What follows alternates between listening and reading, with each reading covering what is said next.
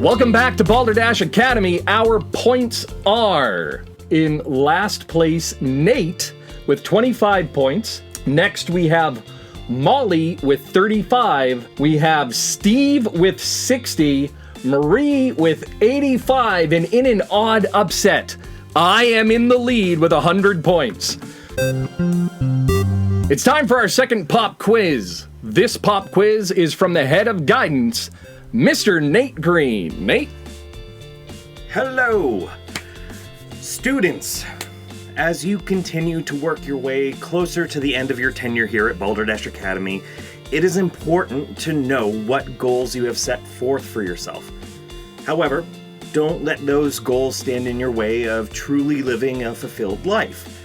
This time at Balderdash Academy to explore and learn about your natural skills and abilities is essential. What do you enjoy? What are you able to do with ease? These are important things to know, because while we're striving for our ultimate goals, we may need to tap into that side of us with those special skills and talents. So, to help illustrate how those special skills and talents can help us achieve our ultimate goal, I have asked each one of our faculty members to tell me about a job that they had before they started here at Balderdash Academy. And right now I'd like each and every one of them to share that with you and explain how that brought them to Balderdash. And Molly, can we start with you? We absolutely can. Before my employment at Balderdash Academy, I used my skills to work as an equestrian trainer in the 1950s. Yes, folks, I trained horses. Real big fan. 1950s, probably the best time period for horse training. A lot of good things going on in the horse world at that time. Racing, jumping, trotting was big. Sashaying. I taught my horses how to sashay, and you know what? That really trained me well for my position in language arts, because I realized how dynamic one has to be when teaching students, whether they're horses or live human beings. Thank you very much. That was very insightful. Steve, can you tell me a little bit about your previous employment? Well, this is going to confuse you guys a little bit because I know I look like I'm exactly 27 years old, but I'm actually quite a bit older than that. This might shock you a little bit, so just buckle in, guys. Before my current employment, I used my skills to work as an astronaut at the 1937 Kentucky Derby. A lot of questions I know you guys have, so let me just run right through and answer all the questions for you. Yes, FDR wanted to start a space program in the 30s. And in fact, he hired several people to be astronauts. And his idea was to really make it a big publicity stunt going into space. And what he wanted to do was actually take the winner of the Kentucky Derby, of course, a horse traditionally, and blast that into space. Nobody was worried about the horse's survival, but I was there to kind of strap it to the dynamite, and at the time we called that astronauting. So Lucky Dog was the name of the horse who won. Lucky Dog was the first space experiment. No, he didn't go very high, but yeah, we tried. Yeah. Was it a horse-tronaut? Yeah, we didn't know that at the time, but it was a horse-tronaut. Thank you. You're welcome. I worked with horses, remember. Such a lovely story. Thank you, Steve. Equestronaut. Is that better? Both are acceptable. Both are acceptable. Okay. And Headmaster Bob, what were you doing and what brought you into Balderdash? It's a great question. So before coming here, I was a lion tamer's assistant. It was June 11th, 1987. I wanted to dance with somebody for Whitney Houston was playing on the radio, and I got a little distracted. It's a beautiful song, and the next thing you know, the lion accidentally ate my manager. So I needed to find a new calling. I needed to find a place to hide from the police. I needed to find a place where I could just do what I'm good at, and that's finding trivia about useless information that doesn't matter. And frankly, that brought me here, and I've been better for it every day. and we couldn't be more proud of you. Marie, what profession did you partake in before coming to Balderdash? Before I joined the faculty here at Balderdash Academy, I was actually a surgeon while disco reigned supreme. My time as a surgeon, it only lasted so long because my hands weren't very steady. There was a constant need to continue moving. So I did not last for very long as a surgeon, but I learned lots of very useful skills in doctor school, surgeon school, getting my PhD. And we benefit from that. Doctor school.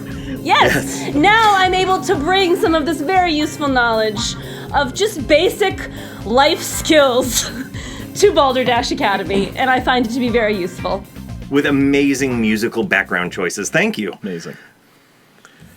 Thank you. So, thank you, faculty, for sharing those stories with us. I do appreciate it. I hope it inspires our students. Visiting faculty member Jeff, which one of those stories did you enjoy the most? How would you like to divvy up the points here? Well, first of all, let's go over the excellent titles for some of the subjects that we talked about. First of all, a horsetronaut. I'm going to have to give Molly 10 points for horsetronaut. And a horsetronaut from Steve, that's got to give him at least 10 points. But I still want to go back to Molly. Can you show us an example? I can give you 20 extra points. Show us how to sashay. Oh, yes, it's quite easy. On a horse or just like in person? Well, do you have a horse there? No, but I could mime one. So Okay. all it really takes is getting on the horse. And what you need to do is you got to kind of like groove with it. It's kind of like disco. Okay. There's a little bit.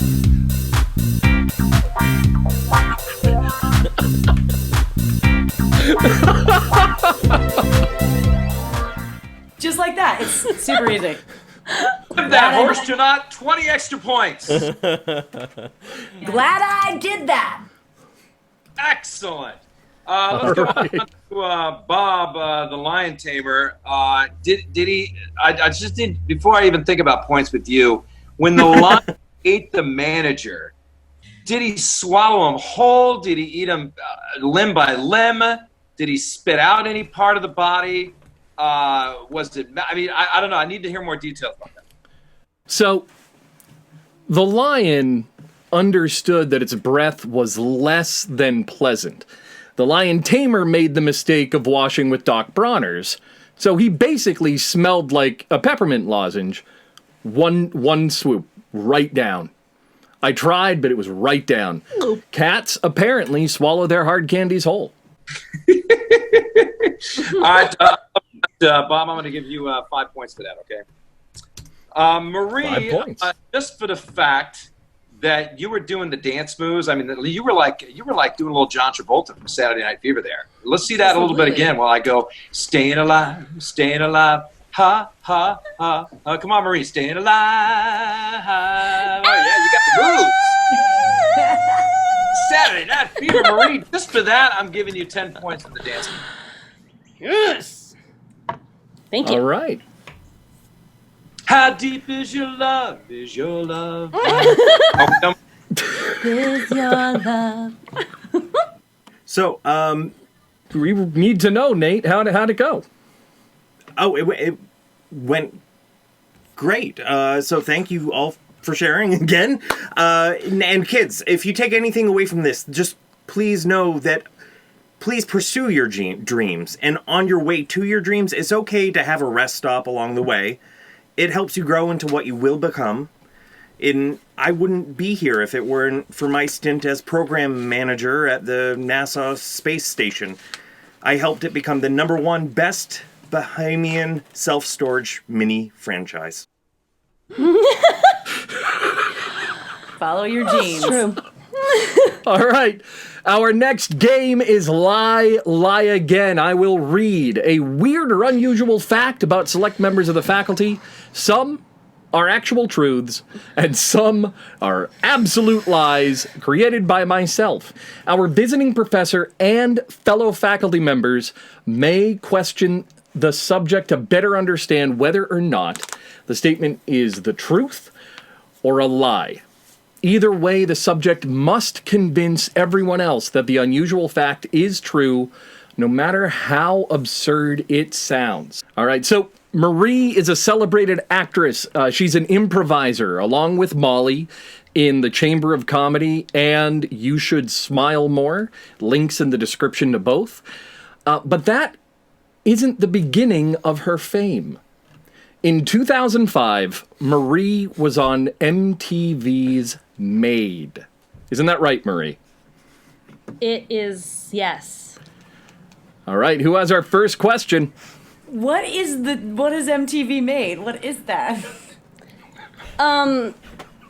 Made was a television show that was on MTV when I was in high school, and it went to local small locations around the United States and had auditions for people in the school to become made into their like biggest, wildest dreams. So there would be like the really girly girl who really wanted to be on the wrestling team. So Maid would come and she would audition and she'd say, I want to be a wrestler, and they would decide whether or not. And so Maid came to my high school, and there was a girl that picked from my high school, and her name was Jackie Buck, and she wanted to be the star of Mahiba, which was at Morse High School in Bath, our talent show. But she was more of a backstage person, and I was always on stage. And so I was like recruited to be part of her act. That's what Made is. All right, next question. So Nate, what do you have? You were made a sidekick. You're a sidekick in Made, and how did that go? Like, what was your contribution? What you were asked to be a part of it? What did you do? Well, I sang. Okay. And I danced, and I helped her sort of like put together another group of people that would sing and dance and like be her backup singers and dancers, because I was always like on stage and in the front of things. She was like, you know how to do this. So I did not, but the way that I don't look back on myself in high school and think, oh my God, ditzy drama queen. But the way that I am portrayed is very much, oh my God. So yes, I was a sidekick and definitely like caricaturized, if you will. How long did it last? Like the shooting of it? How long did it take to get made? It was like a whole semester. There were like for like the whole fall semester, there were signs all over the school that were like, if you enter the building, you are agreeing to be on camera. When did this episode air, and how and with whom did you watch it? It was on MTV, back when it was just the actual date. It would have been. It was in 1950s. Like after school? Was it like a weekend? Did you like? Was your family all watching it? Did you record it on a VHS? It was like a school-wide event because so many people in the school were like, "Oh my God, we're gonna be on MTV!" So like a whole bunch of us got together at our friend's house and we watched it. And then I didn't have cable, so I didn't have MTV. But yeah. All right, Jeff, do you have any questions for Marie? Yeah, my question is, the show was called MTV Made. What kind of cleaning products did you use? Microphones and cameras. I wish that they'd come with actual maids. Like, Morse High School's getting redone, and it could have used a cleaning back then, too. All right, so you've heard the questions. Now let's hear the conclusions. Nate, what do you think? Is it truth or a lie? I am usually wrong with Marie on this, and she's such a good liar and truth teller, both. But this, she was right on the ball. She knew exactly what the show was, and Molly and I didn't, I don't think. I think it's true. All right, true from Nate. Molly, what do you say? Oh, God, Marie's hard. And Molly's got blue balls. Then I got blue balls. It happens to all horstronauts. I think you're telling the truth. Telling the truth. Lying. All right. True? Molly, true? Molly's gone. Steve. This does feel like something that happened to Marie, and she does have a very interesting life full of strange stories. However, Bob, I think you hit it on the nail when you introduced the piece. Was Marie is a celebrated actress and improviser, and what are actresses and improvisers good at, if not lying through their teeth, and also being comfortable, like just not wearing clothes in front of a green room full of people. Also actors as well. Sorry, not to throw actresses under the bus. That's everyone in the green room. His name is Steve. At him. Please don't cancel me. That was just worded poorly. I think I'm going to say it's a lie, even though I'm not convinced it is a lie. But that's what I'm saying. All right, Jeff, what's your take on him? Just like the Jim Carrey movie, Liar, Liar. Mm-hmm. All right, so we have Nate and Molly with truth. We have Steve and Jeff with lie. Marie, fess up. It is 100% true. I was on MTV's Made in 2000. It aired in 2000, January, February of 2006. The filming was done in the fall of my. Actually, no, it aired in the fall of. The filming was in 2004. It aired in 2005. It was my senior year of high school because I was the star of Mahiba. Of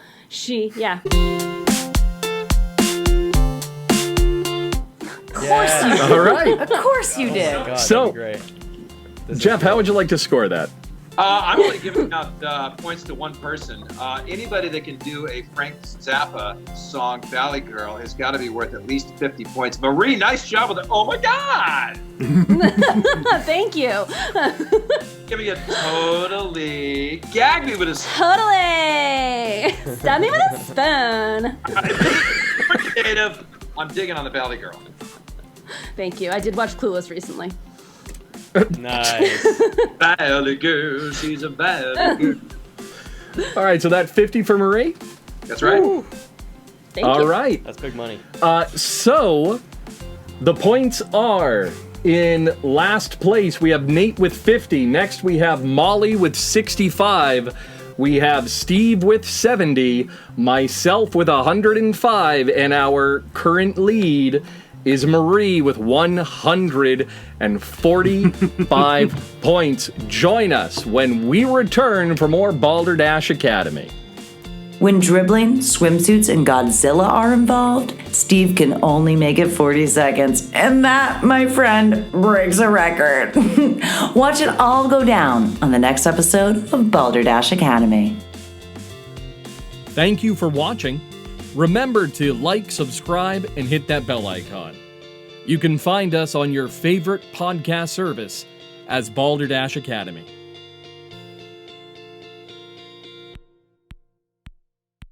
Go Dashers!